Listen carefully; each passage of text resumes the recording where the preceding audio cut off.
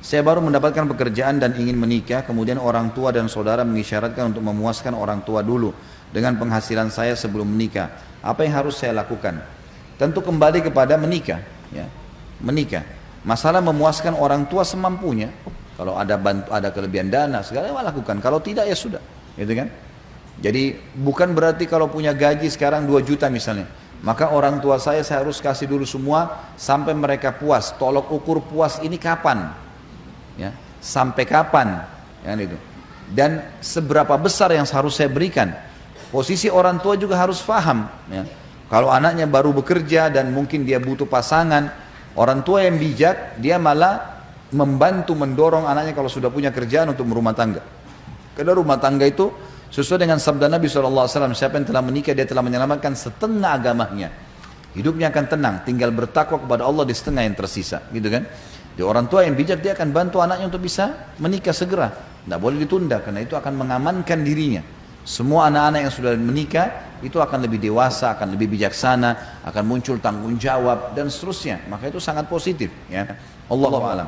Jadi yang saran saya adalah lihat keadaan. Kalau Anda merasa memang sudah butuh dengan pasangan, maka sampaikan ke orang tua dan mulailah menikah. Menikah dengan orang yang sepadan. Kalau belum ada hajat, memang tidak terlalu penting, mungkin karena umur juga masih muda, maka ingin bakti dengan orang tua silahkan. Dan setelah menikah pun masih bisa berbakti. Dari gaji itu disisipin untuk kebutuhan orang tua bisa. Tidak harus semua, gitu kan? Allahu a'lam. Mengenai syafaat, bagaimana dengan para wanita yang bertabarruj? Tabarruj ini maksudnya terlihat auratnya, ya. Dikatakan mereka tidak akan bisa mencium wanginya surga dari jarak sekian dan sekian. Apakah mereka juga bisa memberikan syafaat dari Allah? Tentu saja yang dimaksud dengan tidak bisa mencium bau surga adalah mereka kalau meninggal tidak sempat taubat, mereka akan mendapatkan hukuman, gitu kan? Mencium bau surga di sini masuk dalam timbangan amal, dilihat lagi timbangan amalnya. Kalau timbangan amalnya lebih banyak, ya, lebih banyak misalnya ya, misal pun, maka itu mungkin dia masih bisa selamat. Tapi memang membuka aurat dosa besar, ya, dosa besar. Jadi kalau setiap hari dia lakukan sama, tidak ada bedanya antara perempuan buka aurat dengan berzina, nggak ada bedanya. Nggak ada bedanya antara buka aurat dengan riba. Dosa besar semua. Artinya kalau bayangkan kalau tiap hari bapak ibu zina, 50 tahun misalnya, sama dengan tiap hari buka jilbab, sama, dosa besar. Pasti berat sekali, ya. Maka dia tentu akan mengganggu sekali timbangan amalnya. Lalu untuk apa? Dan ingat ya, membuka aurat sudah dosa. Dilihat oleh laki-laki yang bukan mahramnya, misalnya dia lagi jalan, ada supir taksi, ada uang sampah, ada penjual, semua yang lihat dia dosa lain lagi. Untuk apa panen dosa ini? Syaitan yang menghiasi bapak ibu sekalian, ibu sekalian terutama, yang mengatakan oh jelek kalau pakai jilbab, oh begini itu syaitan. A'udzubillahi minasyaitonirrajim. Allah menyuruh ibu-ibu untuk pakai jilbab karena kemuliaan dan kehormatan, tidak ada yang lain. Karena Allah SWT mengatakan dalam Al-Quran, "Dzalika adna alla yu'zain." Tujuan jilbab itu, hijab, agar mereka tidak diganggu. Kalau bapak ibu pakai jilbab besar, apalagi pakai cadar, apa yang mau diganggu sama orang-orang? Paling assalamualaikum. Tapi kalau orang pakai celana jeans ketat, orang pakai baju ketat, ya wajarlah diganggu. Dan kata para ulama, kalau ada orang wanita sudah jaga hijabnya, lalu diperkosa oleh penjahat, dia dapat pahala, yang perkosa dapat dosa. Tapi kalau ada wanita sengaja memamer auratnya dan diperkosa, dua-dua dapat dosa. Dia penyebabnya. Untuk apa tidak pakai hijab? Was-was syaitan, itu dosa besar. Dan itu cara yang paling gampang syaitan untuk menyesatkan kaum wanita. Hati-hati. Jadi kalau dia meninggal tidak pakai hijab, Allahu a'lam, kemungkinan dia akan masuk, beratkan dosanya. Tapi pertanyaannya, apakah dia akan bisa memberikan syafaat? Ini juga tidak tahu, tergantung kalau dia lolos. Oh, dia lolos, gitu kan? Tapi untuk mencari amal ibadah yang bisa berimbang dengan dosa tidak pakai hijab ini sulit, ya. Nah, dosa besar. Ustaz, bolehkah mengucapkan niat ketika mau sholat atau wudhu seperti nawaitu? Ini sudah pernah saya jelaskan teman-teman sekalian. Kalau kita kembali kepada hadis Nabi SAW, maka belum pernah ada pengucapan lafaz. Tidak pernah ada satupun hadis Nabi SAW yang berbunyi nawaitu shoma ghadin, usolli fardhu salatid duhur, nawaitul wudu. Ini tidak pernah ada lafaz hadisnya. Dari mana ini? Ini dari teman-teman kita yang menisbatkan diri kepada mazhab Syafi'iyah di Mesir, tepatnya di Al-Azhar. Disusunlah, mereka mengatakan niat itu harus ya supaya orang itu tidak lupa dan jelas dia ucapkan dengan lisannya. Lalu disusunlah niat-niat itu. Kalau mau sholat, sholli fardhu salatid duhur, nawaitu shauma ghadin untuk puasa, nawaitul wudu'a dan seterusnya. Ini semua disusun. Mereka pun mengatakan dalam buku-buku mereka, ini adalah niat pelengkap, bukan niat asas. Niat asas dalam hati. Kalau ada seseorang mengucapkan dengan lisannya nawaitu shauma ghadin usolli fardhu salatid duhur, tapi hatinya enggak niat sholat, enggak diterima. Tapi kalau ada orang niat dalam hatinya memang mau sholat duhur dan dia lupa ucapkan usolli fardhu salatid duhur, diterima sholatnya karena asas niat adalah hati. Ini pendapat yang menisbatkan diri kepada Syafi'iyah, adanya niat dengan lisan tapi itu pelengkap, bukan itu asas. Bukan itu asas gitu kan.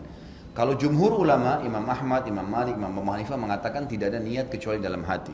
Seperti contoh, Bapak Ibu tadi mau sholat Isya, begitu iqamah kita berdiri di shaf. Bukankah dalam hati kita sudah niat mau sholat Isya? Kan tidak mungkin sholat maghrib, nggak mungkin sholat subuh, nggak mungkin. Sama pada saat kita berdiri di shaf belakang jadi makmum, ada imam, kita di belakang, bukankah sesuatu niat jadi makmum?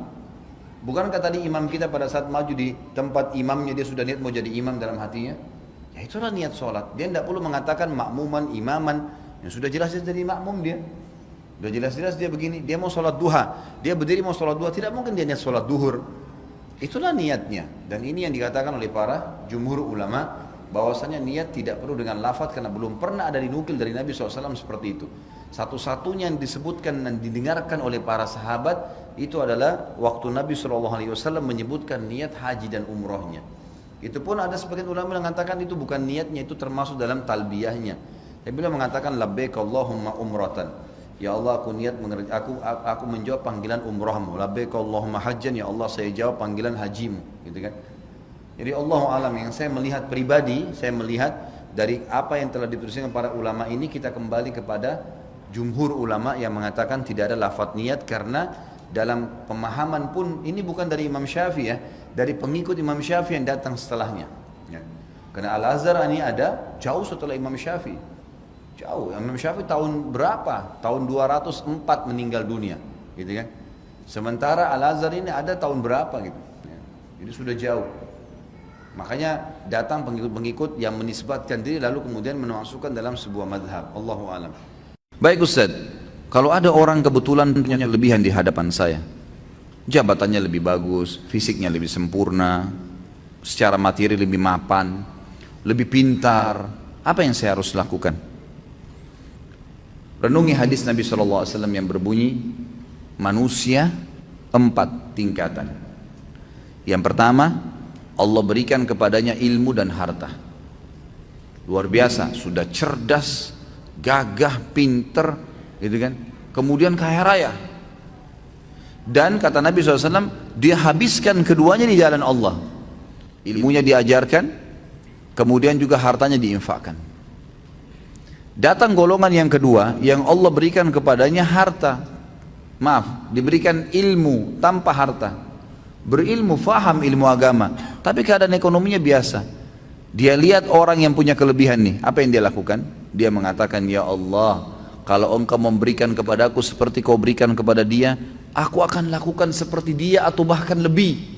Kata Nabi SAW, fahuma fi ajri sawa, dua-duanya akan sama pahalanya. Karena memang yang kedua ini nggak punya harta, maka dia hubungkan itu dengan tekad yang kuat, niat yang baik kepada Allah SWT. Kalau dia dikasih, dia akan lakukan. Allah dengan kemahaadilannya berikan. Si yang pertama nggak dizalimi, dia dapat semuanya. Tapi yang kedua diberikan kelebihan oleh Allah SWT karena tekadnya yang baik. Golongan ketiga, orang yang Allah berikan kepadanya harta tanpa ilmu, nggak ada ilmunya, kaya raya tapi luar biasa. Cuma nggak tahu mana halal mana haram, nggak pernah tahu masalah urusan akhirat, ada surga dan neraka. Nggak pernah berpikir kalau mati di alam barzah nanti akan ada masalah kalau dia banyak dosa. Diberikan, dia habiskan hartanya di jalan kemaksiatan kepada Allah, bangun diskotik, bar, sibuk dengan itu. Kemudian datang golongan keempat, ini yang luar biasa ya. Kejahilan yang luar biasa. Jangan jadi golongan ketiga aja nggak boleh, apalagi golongan keempat. orang yang tidak dikasih ilmu, enggak dikasih harta, miskin, ya kan gitu, dan juga tidak ada, bodoh, enggak ada ilmunya. Yang dia jadikan tolak ukur bukan golongan pertama sama kedua, tapi golongan ketiga. Orang kaya raya yang bangun hotel sana sini banyak kemaksiatannya, diskotik dan seterusnya. Orang-orang yang banyak tiap hari bermaksiat kepada Allah SWT. Lalu dia bilang, kalau saya punya harta seperti dia, saya akan buat yang sama. Maka kata Nabi SAW, fahuma fi wazri sawa. Ini orang ini sama-sama dosanya. Rugi nggak kira-kira? Udah miskin di pinggir jalan, rumahnya sudah gubuk, nggak ada ilmunya, bodoh. Kemudian di sebelah gubuknya ada orang bangun hotel atau diskotik, keluar pakai mobil Mercy, tiap hari mabuk, berzina, gonta-ganti pasangan.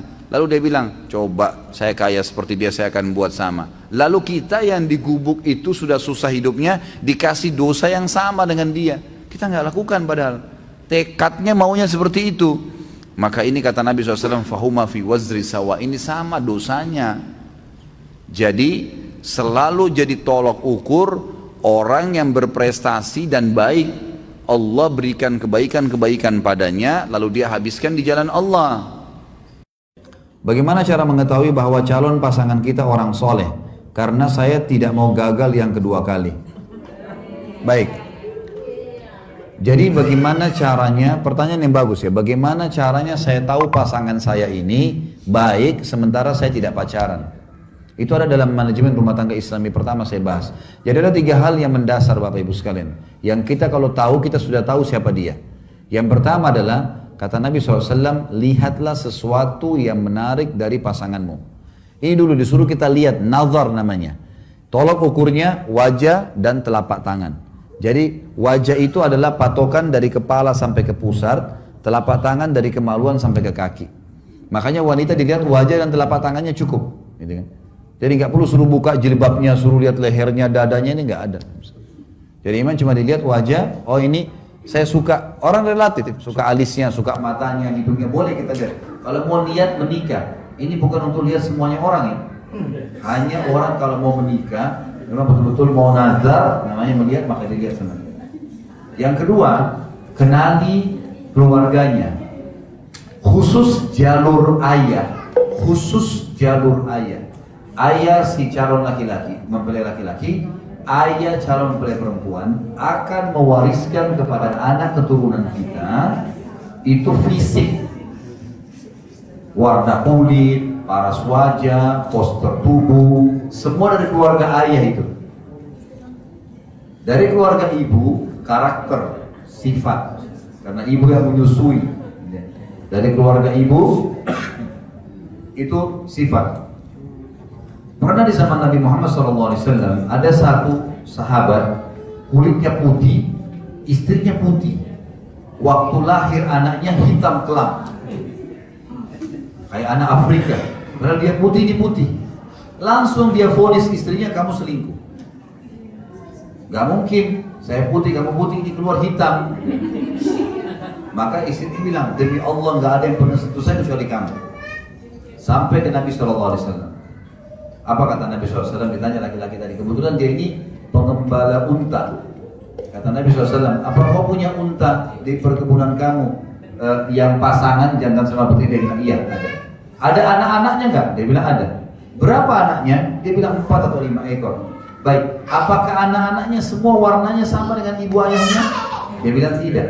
Ada bahkan yang berbulu coklat tua, ada yang hitam. Kata Nabi SAW, kenapa? Dia bilang, mungkin dia tertarik jadi jalur nasabnya. Kata Nabi SAW, anakmu ini seperti itu. Ini jalur-jalur nasab. Makanya biasanya kita dapat suami istri, lahir anaknya beda sekali wajahnya kan. Karena ini jadi jalur ayahnya. Baik ayah si laki-laki atau ayah si perempuan. Jadi untuk itu saja. Jadi kalau mau tahu nanti keturunan saya bagaimana, maka tahu dari fisiknya. Dari keluarga ayahnya. Kalau karakter dari keluarga ibu. Dan ini diambil globalnya keluarga ya. Globalnya, biasanya memang ada sifat umum keluarga. Ada keluarga laki, ada keluarga dari ayah itu memang tinggi-tinggi besar. Nanti anak kita akan begitu semua tuh. Ada mungkin kalau dari keluarga ibu misalnya semuanya terkenal dosen, suka kuliah, pendidikan, atau orangnya baik-baik, terkenal orang-orang solehah. Maka itu insya Allah juga akan sudah cukup. Walaupun ada 1 orang, 2 orang yang pemabuk itu nggak jadi tolak ukur, tapi globalnya keluarga. Yang ketiga adalah lingkungannya. Bagaimana tadi saya sudah jelaskan, kata Nabi SAW, Al-mar'u ala dini khalili, seseorang sesuai dengan agama temannya. Jadi kita boleh bertanya kepada calon pasangan kita, kamu kalau weekend, kalau lagi liburan, lagi Sabtu, lagi Ahad, kamu kemana biasanya? Oh saya biasanya ke diskotik, oh saya biasanya ke karaoke, oh saya biasa ke pantai sama teman-teman saya, misal. Kita sudah bisa nilai, oh orang ini begini. Atau kalau dia bilang, kamu kalau weekend kamu lagi kemana? Oh saya punya ibu yang tua, saya bakti. Oh saya kumpul sama teman-teman saya buat pengajian. Kita sudah bisa tahu. Pertanyaan boleh dilemparkan. Insya Allah dengan 3 hal ini sudah cukup. Tinggal ada beberapa hukum yang perlu saya titik beratkan. Khilaf di antara ulama tentang penulisan salam. Tentang penulisan salam. Bagaimana kalau seseorang menulis salam? Gitu kan? Apakah salam itu ditulis lengkap atau cuma ditulis ringkasan saja? Tentu ulama mengatakan, pendapat pertama yang mengatakan lebih pantas dilengkapkan dan tidak boleh diringkas, gitu kan? Jadi kalau ditulis Assalamualaikum warahmatullahi wabarakatuh, baik di SMS, di WhatsApp, di apalah ya, di email kalau orang mau bertanya, itu umumnya. Ya. Ini pendapat pertama dan ini yang banyak diangkat oleh teman-teman kita dai di Indonesia. Tapi tradisi saya dalam pengajian secara pribadi, saya tidak pernah mau mengurung umat ini di satu pendapat. Kalau emang ada pendapat yang lain kita coba angkat dan bukan mustahil, gitu kan? Karena bahayanya teman-teman yang baru nuntut ilmu ini biasanya kalau mereka tidak tahu ada perselisihan pendapat, pada saat ada umat Islam yang melakukannya dianggap itu berarti sudah langsung dipatok bid'ah. Dan ini perbuatan tidak benar nih, salah nih, gitu kan? Padahal ada pendapat ulama dalam masalah itu, gitu kan? Dan ini perlu diangkat. Dalam penulisan pun ada pendapat ulama yang mengatakan tidak masalah diringkas. Karena memang dalam penulisan bahasa Arab itu ada ringkasan, ya, ada digunakan istilah seperti misalnya nama-nama dalam ilmu hadis itu, nama-nama ulama hadis seperti Imam Bukhari itu ada istilah mereka itu. Biasa ditulis cuma kha, jadi kan. Kalau Imam Muslim cuma mim, ya. Kemudian Imam Nasai cuma nun, Ibnu Majah jim dan ha, gitu kan. Kemudian Imam Tirmidzi ta, ya. Kemudian ada Imam Malik, ya.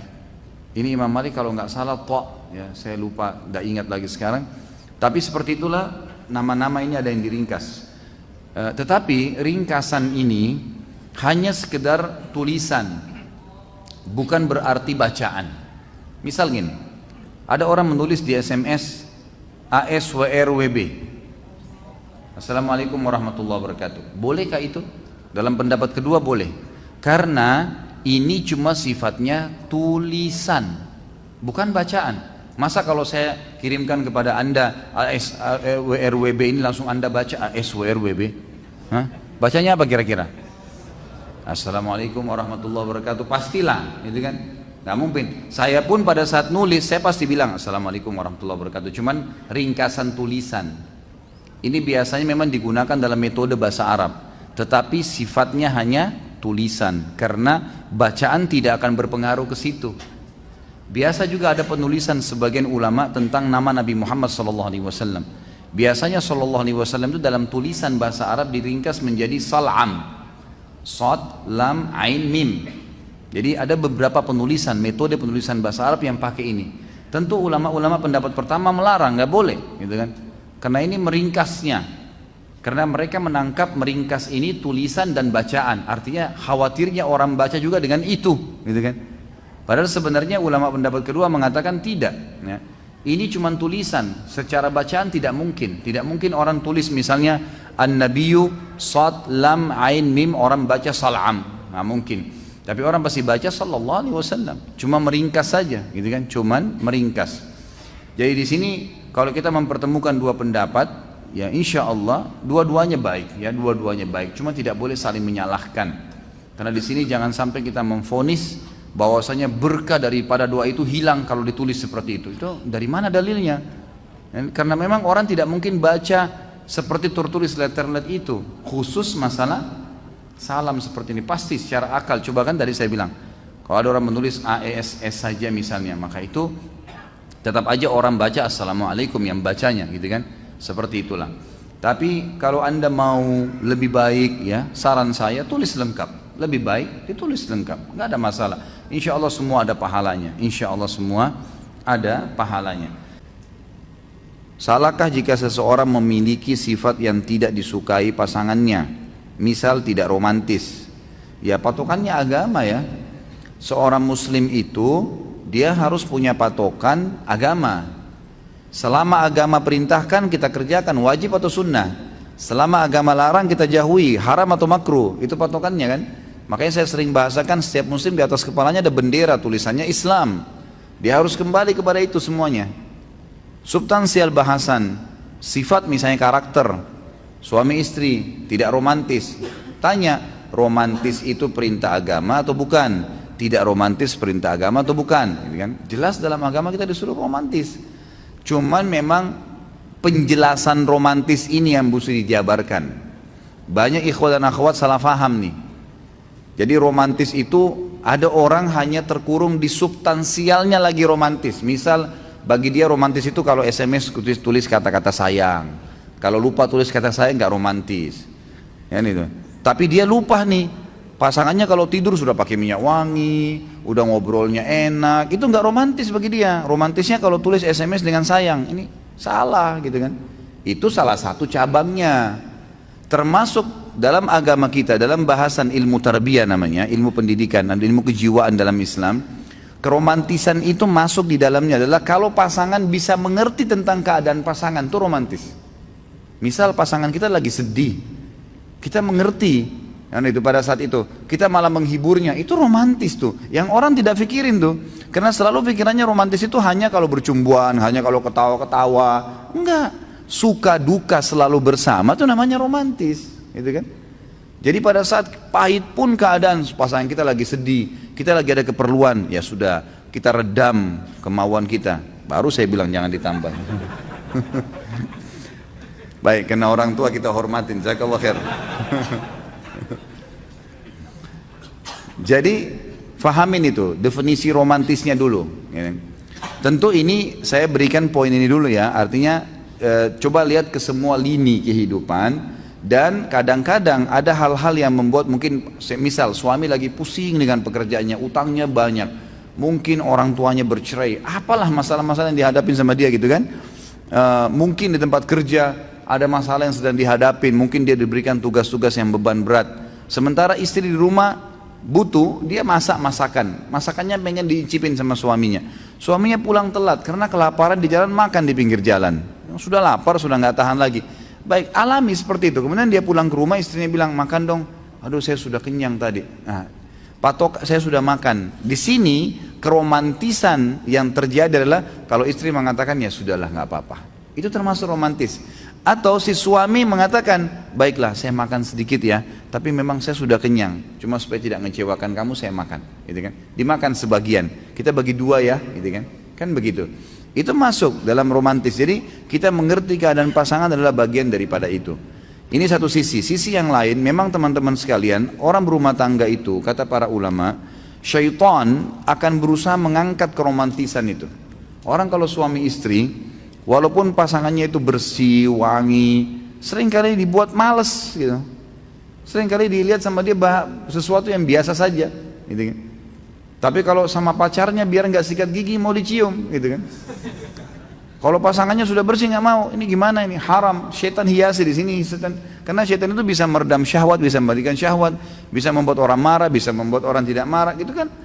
Bisa kadang-kadang orang cuman duduk sebentar, dibuat menghayal apa sama syaitan, bisa tiba-tiba syahwatnya bangkit seketika, gitu kan.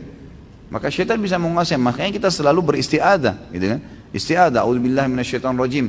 Dan ketahui bahwasanya romantis bagian daripada ibadah. Ibadah itu.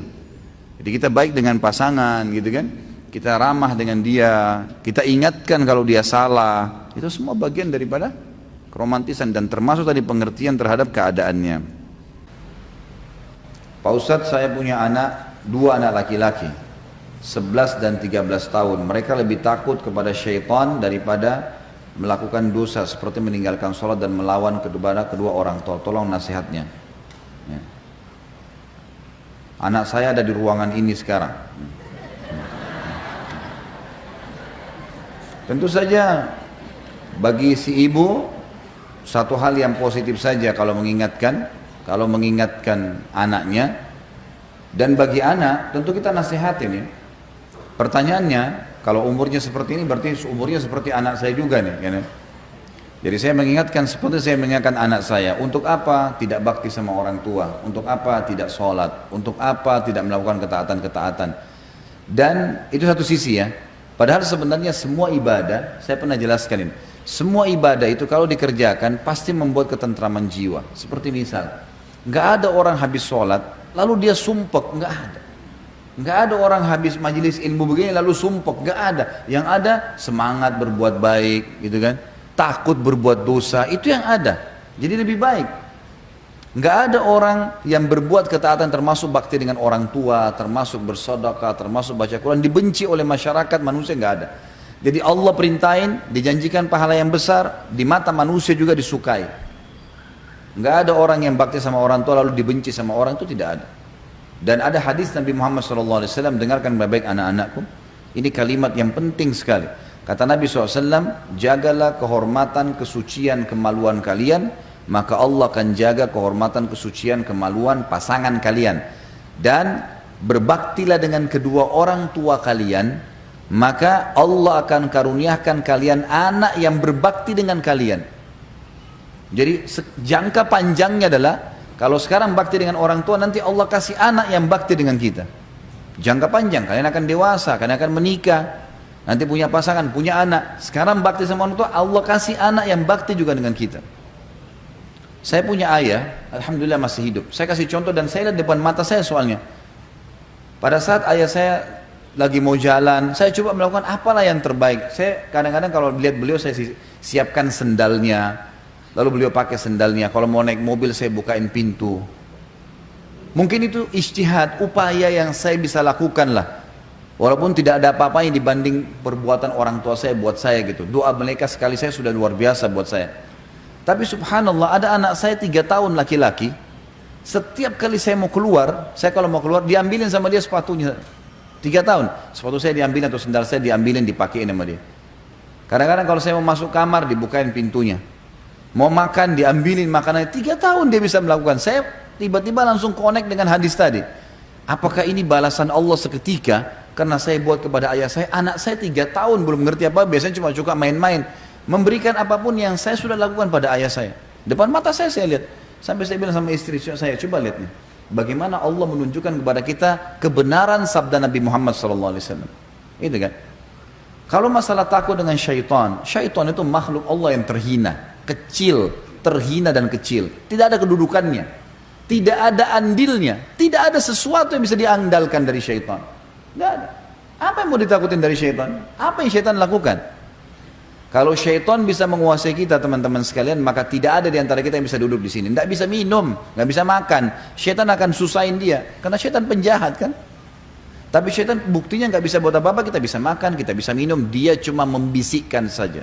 Dan Allah mengatakan dalam Al-Quran, A'udzubillahi minasyaitonirrajim, fala takhafuhum wa khafuni in kuntum mu'minin. Jangan kalian takut pada syaitan dan hanya takut kepada saya kalau kalian benar-benar beriman. Nggak ada yang perlu ditakutkan dari syaitan.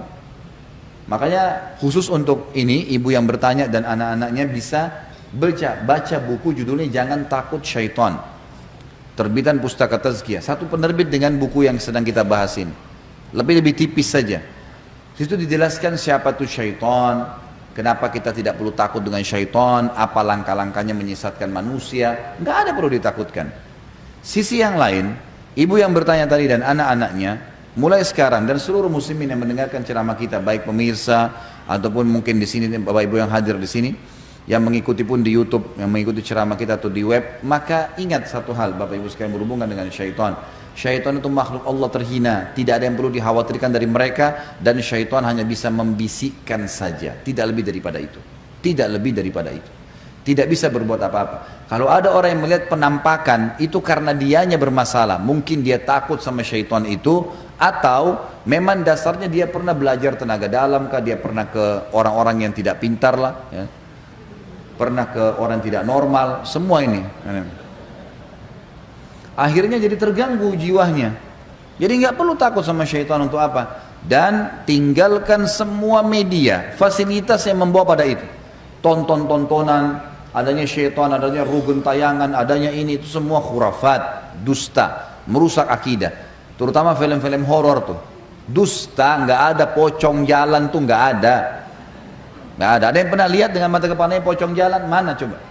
Nggak ada. Film, direkayasa itu, nggak ada. Sama sekali nggak ada.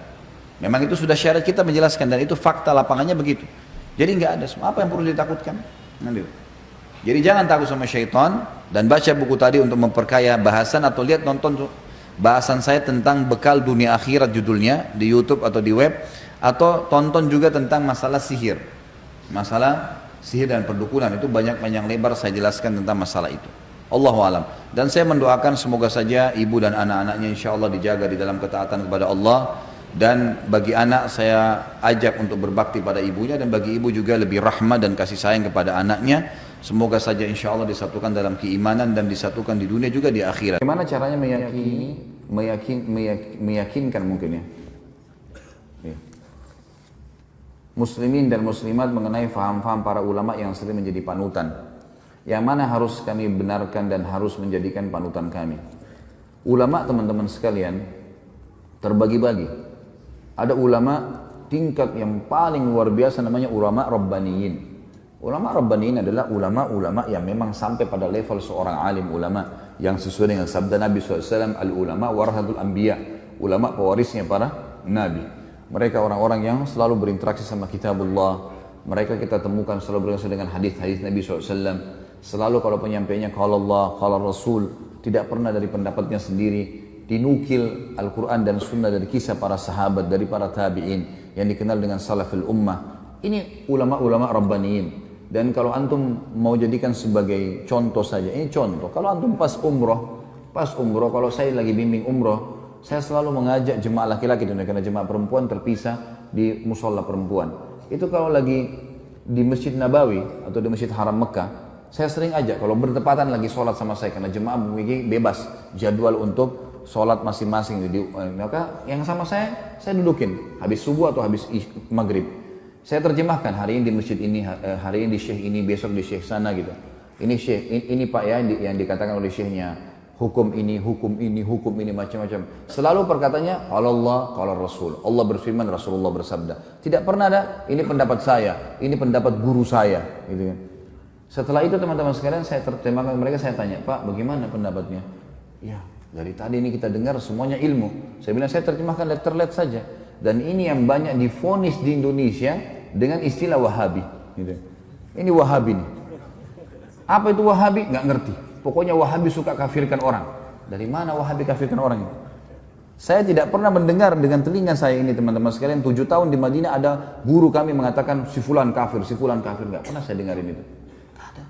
Selalu kalau kita belajar fikih pun, Imam Syafi'i mengatakan begini dalilnya, Imam Ahmad mengatakan begini dalilnya, Imam Malik begini, Imam Abu Hanifah begini, dalilnya jelas. Dan tidak pernah mereka mengatakan pilih pendapat ini ya. Dan tidak pernah satu kali pun demi Allah saya dengarkan ada kata berkata Wahabi, nggak pernah. Dan yang mereka mengatakan Muhammad bin Abdul Wahhab ya, yang membersihkan Jazirah Arab dari banyak sembahan-sembahan berhala. Kalau kita baca bukunya, nggak pernah saya pelajari secara khusus itu di kelas, nggak pernah. Selalu kembali kepada buku-buku induk, buku hadisnya. Kita dari tingkat 1 sampai tingkat 4 kuliah belajar dari Sahih Bukhari sampai Sunan Abi Daud, Tirmidzi, Nasai dan seterusnya.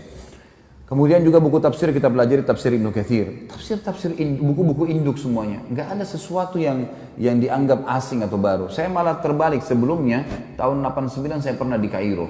Saya waktu di Al-Azhar malah saya temukan di sana, dan saya yakin teman-teman kalau ada yang pernah kuliah di sana tahu masalah itu. Itu kalau lagi mau belajar fikih misalnya, maka ditanya, siapa yang mazhab Syafi'i? Saya waktu itu sama sepupu saya angkat tangan. Silakan ke kelas sebelah, gurunya sendiri. Siapa yang mazhab Maliki? Angkat tangan. Waktu itu orang-orang mazhab Maliki banyak teman-teman dari Afrika. Angkat tangan. Kelas sebelah, gurunya datang, khusus materi fikih. Siapa yang mazhab Hanafi? Teman-teman dari Turki datang, pindah ke sana. Siapa yang mazhab Hambali? Oh, teman-teman dari Timur Tengah, banyak datang di situ. Jadi saya ini tidak pernah tahu Imam Malik, Imam Abu Hanifah, Imam Ahmad bilang apa. Yang saya tahu adalah Syafi'iyah. Bas, tidak ada yang tahu. Di Madinah beda sekali. Beda sekali. Dan waktu saya masih sekolah waktu itu, tentu saya tidak berbicara sekarang ya, saya bicara di masa saya. Mudah-mudahan sekarang jadi lebih baik. Kalau saya waktu sekolah di Mesir dulu itu saya duduk di kelas, di sebelah saya ada satu orang Komores ya, dari Afrika, sebelah saya lagi sepupu saya. Ya, dari Makassar, sama-sama dengan saya berangkat, anak paman saya. Satu kelas ini ada 47 orang. Nggak pernah kami ketemu kecuali di waktu tertentu. Nah, di waktu tertentu, kadang-kadang cuma ada beberapa anak Turki datang atau beberapa anak Afrika lain datang. Tapi saya nggak pernah kenal wajahnya. Begitu hari ujian, baru kita kenal wajahnya nih, penuh. Pada saat itu kampusnya penuh. Kemudian pada saat itu juga semuanya pada hadir. Saya tanya, siapa kamu? Saya Fulan. Di kelas mana? Kelas ini. Loh, saya juga di kelas itu. Kok nggak pernah saya lihat? Dia bilang kami cuma datang waktu ujian saja. Jadi sepanjang tahun itu kerjanya ya cuma duduk-duduk saja di situ, gitu kan. Pergi ke bioskop, pergi kemana-mana, hiburan, karena Kairo sama dengan Jakarta. Tidak ada bedanya gitu kan. Kehidupan di sana ya kehidupan begitu, bebas kan. Jadi saya melihat beda sekali antara kondisi yang ada di Saudi dengan kondisi yang ada di negara-negara Islam yang lain. Dan kita perlu terima fakta teman-teman sekalian. Kalau di Mekah tempat lahirnya Nabi SAW, wahyu turun di sana, gitu kan. 13 tahun fase dakwah di sana. 10 tahun penyempurnaan Al-Quran dan meninggalnya Nabi SAW, dan Nabi masih punya rumah sekarang bisa dilihat, ada masjidnya di Madinah. Kira-kira masuk akal nggak dua kota ini dijadikan sesat oleh Allah? Secara akal nggak mungkin. Dan sampai sekarang saya bilang tadi, lebih baik secara rasional dipraktikin di lapangan, datangi halaqah-halaqah ulama itu dan dengarin dengan hati yang tenang, dengarin apa yang mereka sampaikan. Baru kemudian kita bisa menghakimi seseorang. Karena saya lihat ini di Indonesia banyak sekali isu sekarang selalu dengan Wahabi. Momok yang menakutkan Wahabi.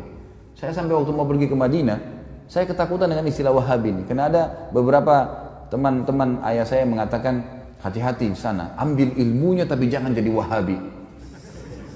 Ini ambil ilmunya tapi jangan jadi Wahabi, bagaimana ceritanya? Kan saya lagi belajar di sana. Jadi setiap guru masuk saya lihat, ini Wahabi nih. Apa yang dia mau sampaikan nih? Ini momok seperti apa? Sembeli lehernya orang, ini kafir, kayak sudah menakutkan. Saya waktu itu ketakutan sendiri. Setelah 6 bulan saya belajar, saya lihat selalu guru datang, qala Allah, qala Rasul. Allah berfirman, Rasulullah bersabda, dinukil dari Ibnu Abbas, dari Ibnu Umar, dari ini. Kisah semua yang berhubungan dengan para sahabat, para tabi'in, generasi emas. Imam yang empat yang terkenal madhabnya. Karena sesuatu yang baru. Dan setiap kali guru-guru keluar habis meneraskan sebuah materi, pasti saya rasa iman saya bertambah. Terus apa ini masalahnya? Kalau ini yang selama ini divonis sebagai Wahabi, ini berarti keliru nih. Ada sesuatu nih. Setelah saya telusurin, ternyata istilahnya keluar dari mulutnya orang-orang Syiah. Sengaja mereka memvonis itu supaya yang paling banyak membongkar kedok mereka, supaya yang mereka mengatakan Quran kurang, mereka mengatakan bahwasanya sahabat kafir. Ini adalah orang-orang yang ada di tempat lahirnya Nabi SAW dan tempat meninggalnya Nabi SAW. Pernahkah kita lihat teman-teman sekalian, pemerintahan Saudi sekarang merusak Masjid Haram dan Masjid Nabawi? Atau mungkin tidak mengurus rumah Nabi SAW, tidak mengurus Masjid Nabi?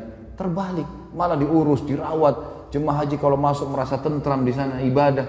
Tentu saja pemerintahan semua punya kekurangan. Sudah saya sebutkan di sirah kemarin. Ingat teman-teman sekalian, tolok ukur kehidupan adalah masa hidupnya Nabi SAW di Madinah. Kalau di zaman Nabi SAW saja ada orang kafir, ada orang munafik, ada orang maksiat dan ada orang mukmin. Di zaman Nabi SAW, apalagi kerajaan Saudi, apalagi pemerintahan Indonesia, apalagi semuanya gitu kan. Tetapi saya tetap mengatakan ulama ada di mana-mana. Ulama-ulama Rabbani ada di mana-mana. Artinya di Indonesia juga insya Allah mudah-mudahan ada di antara orang-orang yang kita anggap punya kapabilitas dan kapasitas untuk itu. Tentu bukan saya dan bukan antum. Ini ada orang-orang yang sudah sampai pada tingkat yang luar biasa dari ibadah mereka dan juga ilmu mereka. Mereka hafal Quran, mereka hafal sekian banyak hadis. Sampai Imam Ahmad mengatakan tidak akan boleh seseorang menjadi imam madzhab kecuali menghafal 50.000 hadis. Baru bisa dianggap sebagai seorang ulama rujukan. Makanya di zaman beliau-beliau banyak sekali kan ulama-ulama, tapi mereka belum bisa dijadikan sebagai rujukan karena memang dianggap masih sedikit. Kita kadang-kadang subhanallah baru bisa hafal 2-3 ayat berapa hadis sudah vonis orang macam-macam, gitu kan. Kemudian ikut-ikutan terbawa arus mengkafirkan si fulan, menyalahkan si fulan.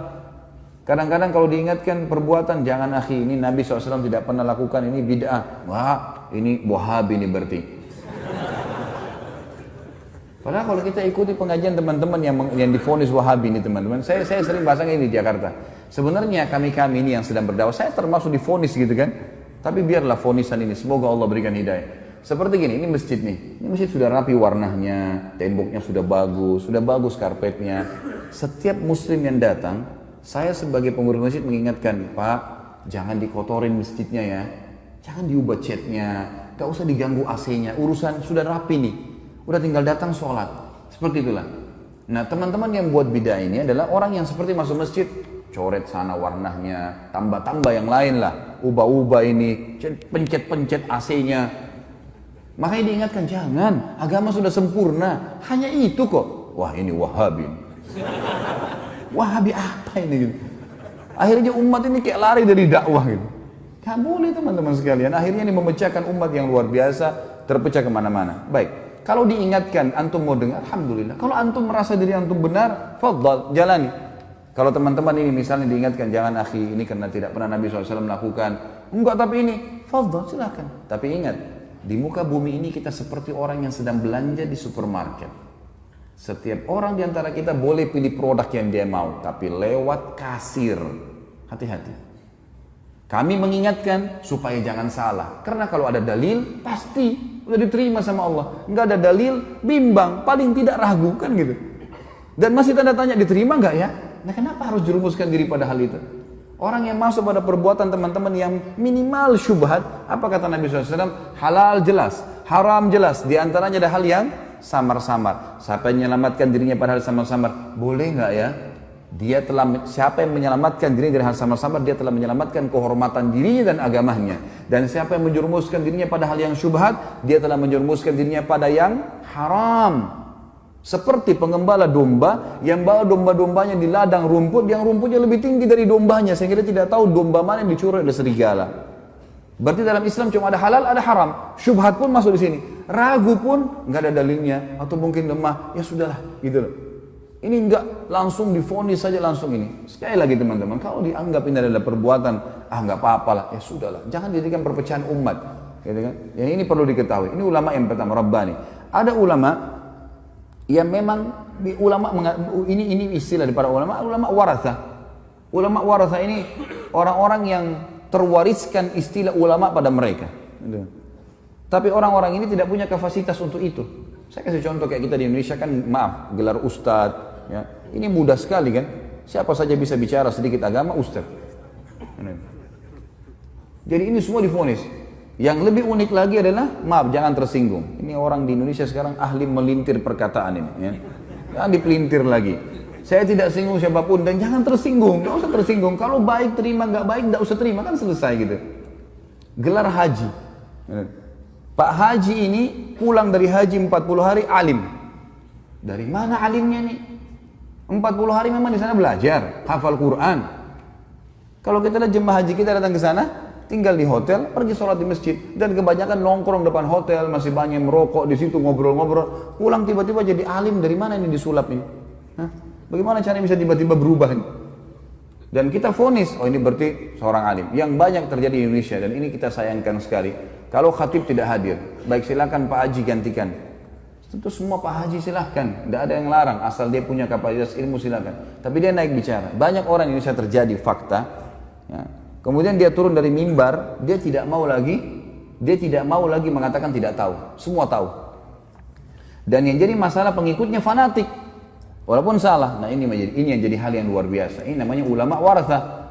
Ada orang kakeknya kiai, ayahnya kiai, anaknya jadi kiai otomatis. Gitu kan.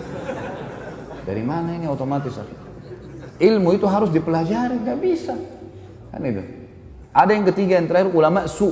Dan ini Nabi SAW sebutkan.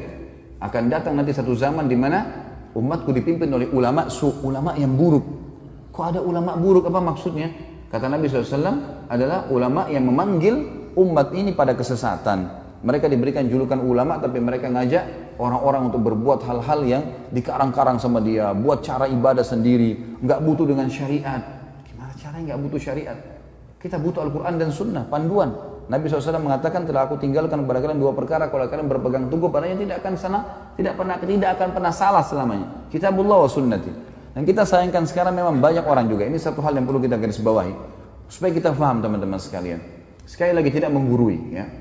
Al-Quran dan Sunnah, semua sekarang sekte dalam Islam yang mengatakan saya Muslim, kemudian saya disebutkan kepada kelompok tertentu, kami juga punya Al-Quran dan Sunnah, gitu. Baik.